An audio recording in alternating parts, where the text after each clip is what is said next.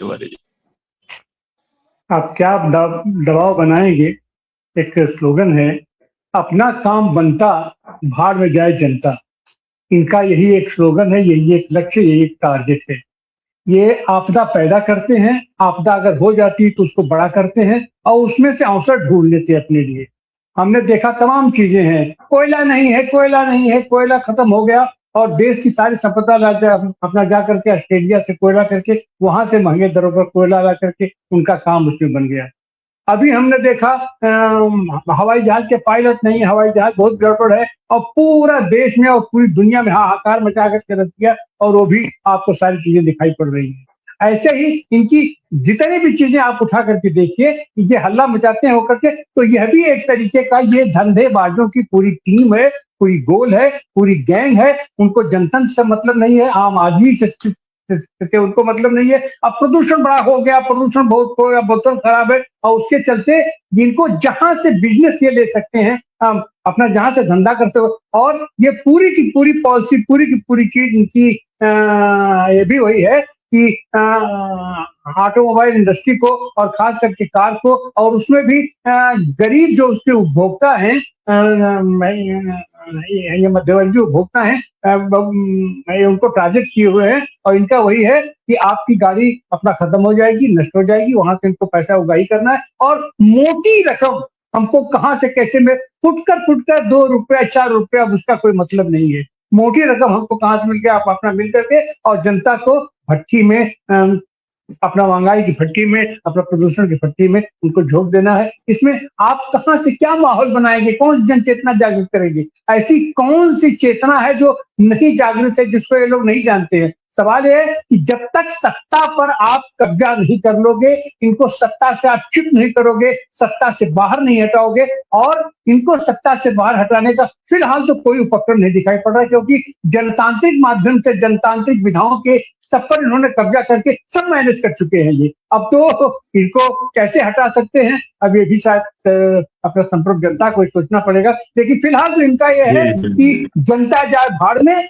हमारा काम कैसे बनेगा, अपने काम पर इनका लक्ष्य अपना निर्धारित है और उसको वहां से हर जगह से अपने काम, अपना लाभ, अपना अपना स्वार्थ, अपने हित साधन में ये निरंतर निरंतर सफल होते चले जा रहे हैं।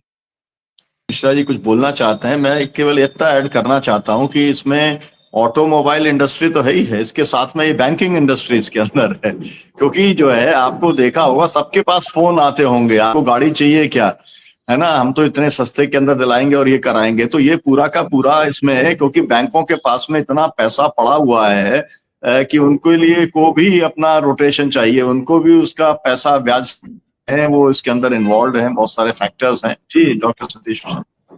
मैं सिर्फ एक बात यहाँ मेंशन कर देना चाहता हूँ अपने दर्शकों के लिए कि अभी एक पार्लियामेंट जो विंटर सेशन हुआ उसमें एक सवाल पूछा गया कि इस जो पर्यावरण है, जो दिल्ली में जो हाल, एनसीआर में जो हालत है, उसको लेकर कि लंग्स और हेल्थ पर क्या असर होता है इसका।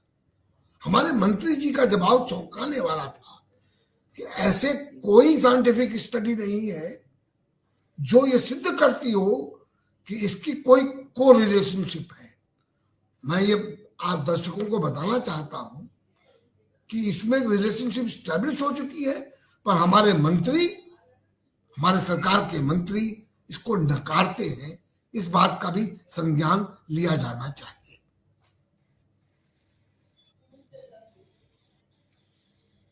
मैं एक आखिरी बात कह के खत्म करना चाहता हूं।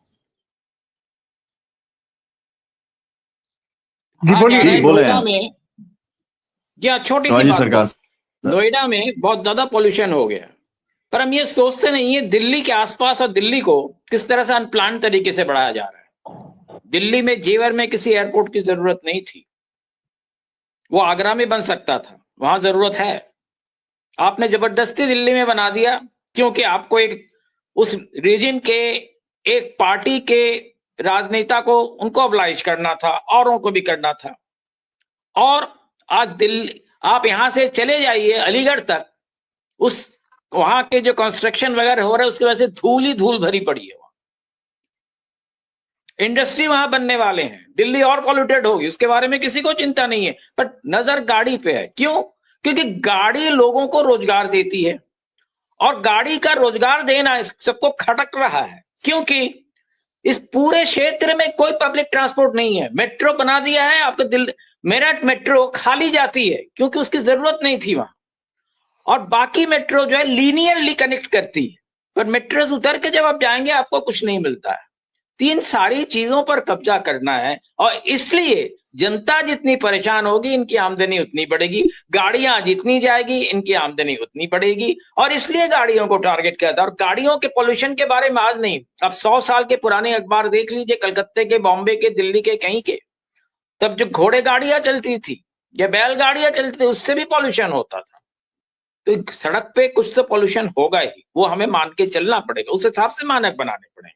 पर ये कहना कि गाड़ियों से पॉल्यूशन होता है, गाड़ियों से पॉल्यूशन होता है 10 से 15% दिल्ली शहर में होता है, बाकी दिल्ली शहर का पॉल्यूशन 52% ऑफिशियल स्टैट्स जो है उसके हिसाब से इंडस्ट्री से होता है।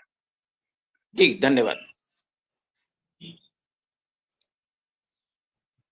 जी बहुत बहुत शुक्रिया। हम इस पर चर्चा जारी रखेंगे। ऑपरेटिव स्टेप्स जो है क्या क्या हो सकते हैं, तमाम सारे संगठन इसके ऊपर भी सोच रहे हैं, काम कर रहे हैं।